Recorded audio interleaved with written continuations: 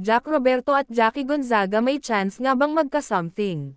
Tara at pag-usapan natin yan. Pero bago ang lahat, kung di ka pa nakasubscribe sa ating channel ay huwag kalimutan mag-subscribe para lagi kang updated sa latest chika. Isa sa mga hot topics ngayon sa social media ang naging dance cover ng kapuso actor na si Jack Roberto at ng Kapamilya TV host na si Jackie Gonzaga. Nitong Sabado, February 8, nagpost ang aktor ng bagong TikTok video tampok si Ate Girl. Let's go! At Jackie Gonzaga pwede na mag-prod. Hahaha, saad ni Jack sa caption. Ilang oras pa lang ang nakalilipas ay bumenta na agad ang naturang video sa madlang people. Agad nga ring umani ng samot-saring komento mula sa madlang people ang collab ni na Jack at Jackie. Nako po si Darren na lang Jackie, wag na dyan, saad ng isang netizen. Comment naman ng isa, how yung 3-month rule Jack?